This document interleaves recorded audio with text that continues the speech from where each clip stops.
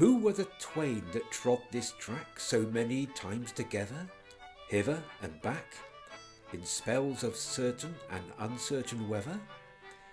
Commonplace in conduct they who wandered to and fro here, day by day, two that few dwellers troubled themselves to know here. The very gravel path was prim that daily they would follow, borders trim, never a wayward sprout, or hump, or hollow. Trite usages in tamest style had tended to their plighting.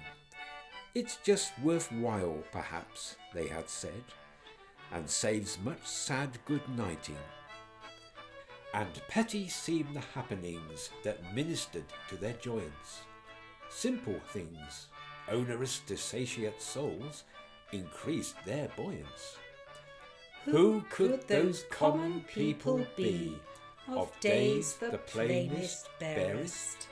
They were we. Yes, happier than the cleverest, smartest, rarest. So this is the first of our poems about when Thomas Hardy was married to his second wife, Florence Dugdale, now, of course, Florence Hardy. And it feels very different from those Emma poems. It just feels very kind of happy, doesn't it? It is a very happy poem. It's got a beautiful rhythm that flows all the way through it, and I think that shows that it's not a maudling poem, it's really happy.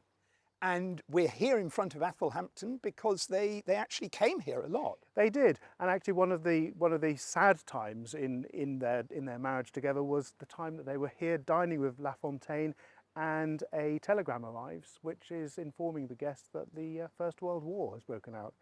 England has declared war on Germany. Well, we're here with Christopher Nicholson, author of Winter, the wonderful novel about the later years of Hardy's life and his time with his second wife Florence, and all. Christopher, Trot Pair, it's really just got that jogging up and down, the kind of daily life. I don't know if you like this poem, I find it great. Also with Gertrude Bugler. Fun. Yeah, it's fun. I mean, a jog-trot pair is an interesting phrase. It's not a very common phrase. I don't think I've ever heard a jog-trot phrase. But the phrase that's used nowadays, jogging along nicely, of course is, that's really what this is about. It's about a couple just getting along with their ordinary life. And there's a lot of emphasis in it on just how ordinary they were, commonplace they're described at. Quite downbeat in the middle about the relationship. It just suggests that, they got married because it was easier than them going home at night, more convenient. It suggests, that there's not a vast amount of affection, but they're just nicely walking along this gravel path through a garden every day. They're jogging along. It's okay. A lot of affection. But if it is Hardy's voice, it's only Hardy's voice. Florence's voice is not there. And I've always felt in the relationship between Hardy and Florence that there was an unequal basis to it. She's nearly 40 years younger than him. He's a great writer. She's in a dark, gloomy house surrounded by all these trees which she had planted to keep the wind out, which now become quite oppressive. And what was her life like there? Well, she was tending on him and looking after him. So whether her take on it would be the same as the take that is given here, I don't know.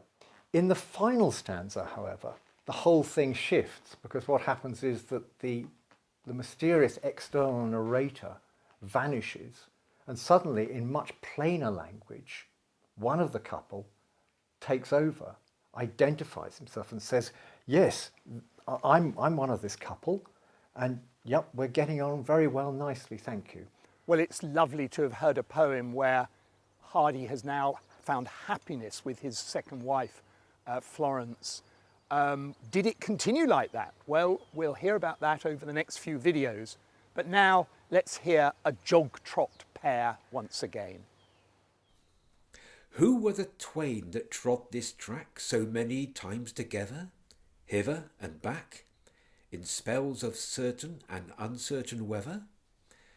Commonplace in conduct they who wandered to and fro here, day by day, two that few dwellers troubled themselves to know here. The very gravel path was prim that daily they would follow, borders trim, never a wayward sprout, or hump, or hollow. Trite usages in tamest style had tended to their plighting. It's just worth while, perhaps, they had said, and saves much sad good-nighting. And petty seemed the happenings that ministered to their joyance.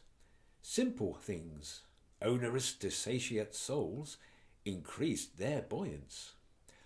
Who could those common people be, of days the plainest, barest? They were we. Yes, happier than the cleverest, smartest, rarest.